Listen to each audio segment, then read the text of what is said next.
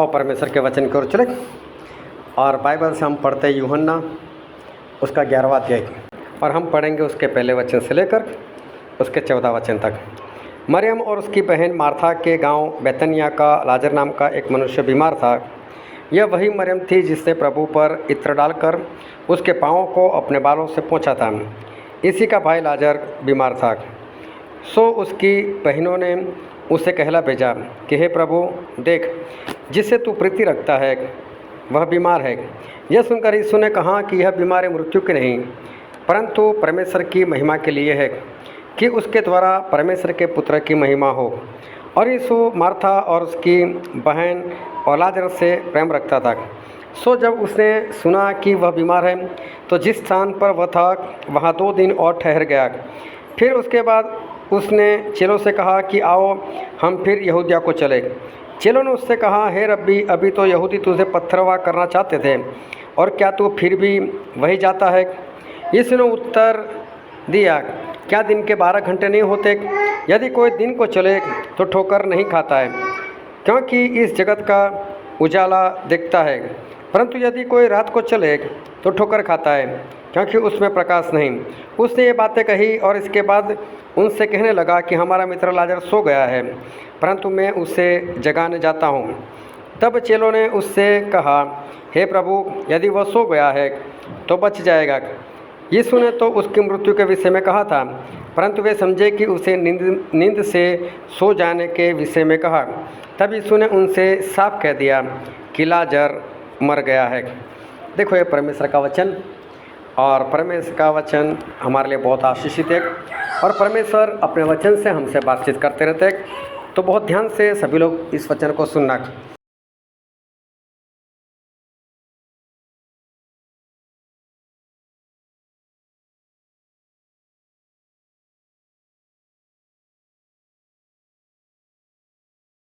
कि एक बार प्रभु यीशु वो कहीं पर थे, और जहाँ पर प्रभु थे तो वहाँ पर कुछ लोग गए, और जाने का कारण ये था कि मार्था और मरियम और उसका भाई लाजर और उनके पिता का नाम था सिमोन, ये सब लोग एक परिवार में रहते थे, और जहाँ पर रहते थे उस जगह का नाम था बैतनिया। और प्रभु यीशु का इनके साथ करीबी रिश्ता था। तो प्रभु यीशु इनके घर बार बार जाते थे, कभी उनके घर खाना भी हो जाता था, कभी प्रभु यीशु वहाँ पर सो भी जाते थे। तो ये सब घटनाएं होती रहती थी। तो करीबी रिश्ता था। और लाजर अचानक से बीमार हो गए। अभी लाजर बीमार हो गए तो सब लोग डर गए कि लाजर बीमार है तो अभी करें क्या। तो उनको मालूम है कि यीशु मसीह हमारे घर कभी भी आ जाते हैं, लेकिन अभी तो ज़रूरत है, अभी तुरंत बुलाना है उनको। तो पता चला कि यीशु मसीह वहाँ से कुछ ही दूरी पर है, और जहाँ पर प्रभु यीशु थे वो इनके घर से तकरीबन 25-26 किलोमीटर की दूरी पर थे। अभी 25-26 किलोमीटर मतलब समझो कि 5-6 घंटे लगते चलने में, क्योंकि उस वक्त ट्रेन बस वगैरह तो थी नहीं। तो 6-7 घंटे में प्रभु चलकर वहाँ पर पहुँच जाते। तो बहनों ने क्या किया, कुछ लोगों को बोला कि जाओ, यीशु मसीह यहाँ पर है, तो उनसे जाकर इतना कहो कि जिससे तू प्रेम करता है वो लाजर बीमार है, उसकी बहन मार्था और मरियम है। तो उन्होंने कहला भेजा है कि तुम लोग आओ और मेरे भाई के लिए कुछ करो। तो लोग गए वहाँ पर, प्रभु यीशु से मिले, प्रभु यीशु से बातचीत की कि यीशु जिससे तू प्रेम करता है वो लाजर बीमार है, उसकी बहन मार्था और मरियम ने हम लोगों को भेजा है, तो आप वहाँ पर आओ और उसको चंगा करो। तो प्रभु यीशु ने उनको कोई उत्तर नहीं दिया। ऐसा नहीं बोला मैं आता हूँ, और ऐसा भी नहीं बोला मैं नहीं आता हूँ, ना हाँ बोला ना बोला, कुछ भी नहीं बोला। अभी कोई भी है तो कोई खड़ा रहेगा कि अभी प्रभु कुछ उत्तर दे, अभी कुछ उत्तर दे। और प्रभु ऐसे वैसे तो है नहीं, बड़े इंसान थे, उनके पीछे काफ़ी भीड़ लगी रहती थी, प्रार्थना करने वालों की भीड़ लगी रहती थी, वचन सुनने वालों की भीड़ लगी रहती थी। तो प्रभु यीशु के लिए समय देना बहुत मुश्किल था। तो क्या हुआ, इन लोगों ने इतनी बात बता दी प्रभु यीशु को। अभी प्रभु यीशु के चेहरे के सामने देखने लगे कि प्रभु यीशु क्या कहते हैं। ये प्रभु यीशु ने उत्तर ही नहीं दिया। जब प्रभु यीशु ने उत्तर नहीं दिया तो ये लोग थक हार कर निकल गए वहाँ से, छोड़ो भी चलते हैं वापस। तो वो लोग वापस आ गए, और प्रभु यीशु ने क्या किया, जहाँ पर थे वहीं पर 2 दिन और रुक गए।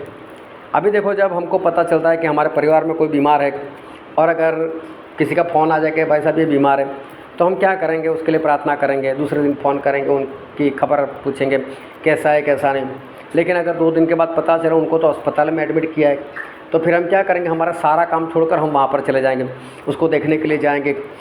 लेकिन प्रभु यीशु तो ऐसा भी नहीं करते, उन्होंने तो कोई जवाब ही नहीं दिया। जवाब तो नहीं दिया, लेकिन वहीं पर 2 दिन और रुक गए। अभी वो मोबाइल का ज़माना तो है नहीं कि चलो फ़ोन कर पूछ ले। तो चेलों ने बोला कि चलो ना चलते, क्योंकि करीबी रिश्ता था। तो प्रभु बोलते हैं कि ये कोई बीमारी ऐसी नहीं कि वो मर जाएगा, तो छोड़ो, जाने की ज़रूरत नहीं। 2 दिन और रुक गए।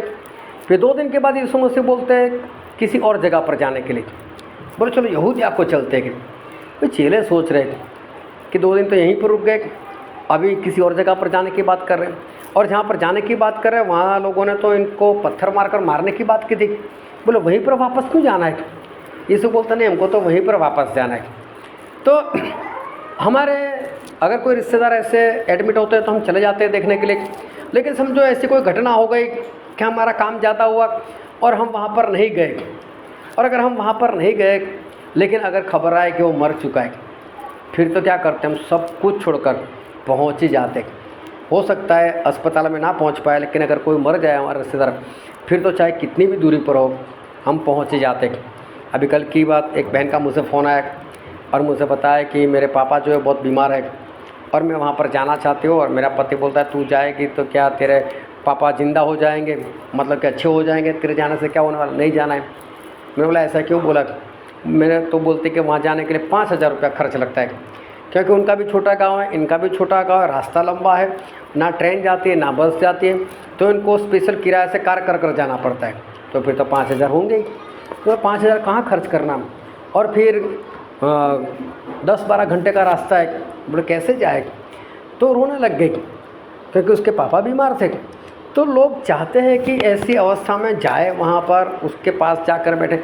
अभी कोई बीमार है तो हम जाकर क्या उसकी बीमारी अपने ऊपर ले सकते, क्या उसका दुख दर्द ले सकते? कुछ नहीं कर सकते। लेकिन हमारे जाने से क्या होता है, उसको तसल्ली मिलती है, कोई आया है मेरे पास, और कुछ नहीं। तो हम इतना करने के लिए भी चले जाते। लेकिन यहाँ तो यीशु जो हमको ऐसा सिखाते हैं कि दुश्मन को भी प्रेम करो, वो यीशु खुद कैसा कर रहे हैं, देखो वो जा ही नहीं रहे। 2 दिन वहीं पर रुक गए, फिर और कहीं पर चले गए, और यहाँ पर जो लाजर था वो तो मर गया, वो तो मर गए। अभी प्रभु यीशु को पता चल गया क्यों मर गए। अभी कोई कहने के लिए नहीं आया प्रभु यीशु को, लेकिन प्रभु यीशु ने अपनी आत्मा की शक्ति से जान लिया कि लाजर मर गया। तो देखो उनको कोई दुख नहीं है। दुख क्यों नहीं है? उनको मालूम है मेरे अंदर इतनी शक्ति कि मैं मुर्दों को भी ज़िंदा कर सकता हूँ। तो फिर चेलों को बोला कि चलो हम लोग चलते हैं, बैथनिया को चलते हैं, लाजर के घर चलते हैं, क्योंकि लाजर सो गया है और उसको उठाने के लिए जाना है। अभी सो गया है कहने का मतलब था कि वो मर चुका है। अब चेले मना कर रहे नहीं जाना है। तो बोले क्यों? कोई सो गया तो उठ ही जाएगा ना, उसमें जगाने के लिए हमको जाने का इतना दूर से नहीं जाना है। तो प्रभु बोलते नहीं, वो तो सही में मर चुका है। अभी ये घटना तो हमने इतनी पढ़ी, लेकिन मेरे जाने के बाद ये पूरा चैप्टर आप पढ़ना, तो क्या लिखा है उसको समझना। अभी क्या हुआ कि प्रभु से स्पष्ट बोला कि लाजर मर गए। अभी चले टेंशन में आ गए, लाजर मर गया। बोले प्रभु ऐसा कैसा? वो लोग तो आए थे बुलाने के लिए, हमको जाना चाहे था वहाँ पर, हम लोग गए नहीं, अभी क्या करें? प्रभु बोलते कोई बात नहीं, मैं तो खुश हूँ। बोले मैं नहीं गया तो मैं खुश हूँ, मैं तुम्हारे कारण भी खुश हूँ। तो बोले इसमें खुश होने वाली कौन सी बात हो, तो मर गया। अरे खुश होने वाली बात यह है कि अब मैं जाऊँगा और मैं एक बड़ा चमत्कार करूँगा, मैं उसको ज़िंदा कर दूँगा और आप लोगों का विश्वास बढ़ जाएगा, और इसलिए मैं वहाँ पर जा रहा हूँ।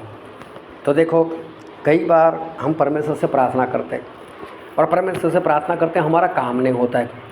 तो हमको कैसा लगता है, यीशु आप कुछ कर नहीं रहे, कुछ कर नहीं रहे, हमने आपके ऊपर विश्वास किया, हमने इतनी प्रार्थना की, हमने ये किया, हमने वो किया, कुछ कर ही नहीं रहे। लेकिन परमेश्वर क्या कर रहे? छोटा चमत्कार नहीं करना चाहते, वो कुछ बड़ा करना चाहते, और बड़ा चमत्कार दिखाकर वो हमें हमारे विश्वास को बढ़ाना चाहते। हम समझ नहीं पाते, तो चेले लोग समझ नहीं पा रहे। तो प्रभु बोलते हैं मैंने तो आपकी वजह से होने दिया ऐसा कि आपका विश्वास और भी बढ़े। और फिर प्रभु यीशु अपने चेलों को लेकर वहाँ पर गए। अभी जैसे गांव है, तो गांव का बाहरी जो इलाका होता है, बाहर का आंगन फाटक, अभी तो प्रभु यीशु वहाँ पर है, और वहाँ पर काफ़ी यहूदी लोग इकट्ठा हुए, और प्रभु यीशु भी वहाँ उनके साथ बातें करने लग गए। और किसी ने घर में आकर बताया मार्था को कि मार्था मार्था यीशु आए हुए, लेकिन बाहर है, अभी तो गांव के बाहर है। तो मार्था तो सब कुछ छोड़कर भागी, प्रभु यीशु के पास भागी, और प्रभु यीशु को जाकर बोलने लगी यीशु यीशु आप आ गए, लेकिन अगर आप पहले से यहाँ होते ना तो मेरा भाई नहीं मरने वाला था, आप आए नहीं समय से। अगर आपका भाई आप यहाँ पर होते तो मेरा भाई नहीं मरने वाला था। तो फिर इसने बोला कोई बात नहीं, उसमें क्या है।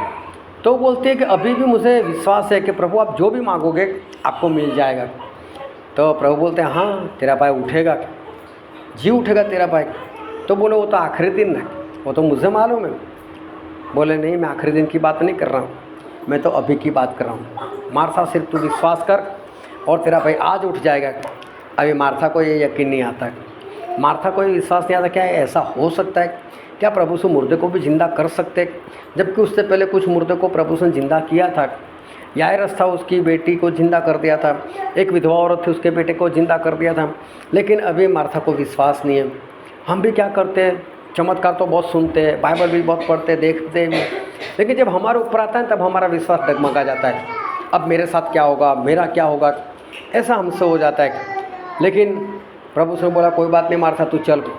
फिर मरियम को पता चला तो मरियम भी आई, वो भी आकर बोलने लगी यीशु आप यहाँ पर होते तो मेरा भाई नहीं मरता। अरे बोले मरियम और मार्था तुम लोगों ने क्या लगा कर रखा है, विश्वास करो मैं सब कुछ कर सकता हूँ, चलो हम कब्र के ऊपर चलते।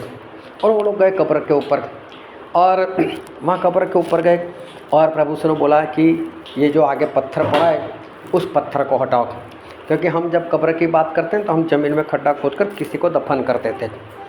लेकिन उस जगह पर लोग क्या करते थे कि जो धनवान होते थे वो लोग तो अपनी कब्र जिंदा होते तभी खुदवा कर रखते थे।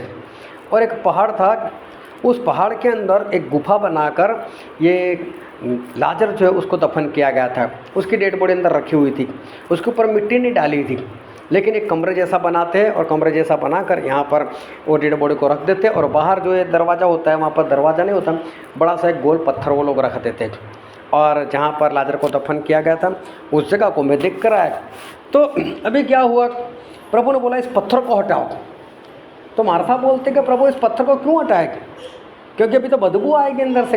अरे बोले मार्था मैंने तुझे बोला नहीं कि तू विश्वास करेगी तो परमेश्वर का महिमा देखेगी, तो इसलिए तू अभी फिक्र मत कर, पत्थर को हटाओ। तो किसी ने पत्थर को हटाया। फिर प्रभु उसने कुछ नहीं किया, जोरों से आवाज़ लगाई ए लाजर बाहर आ बोले।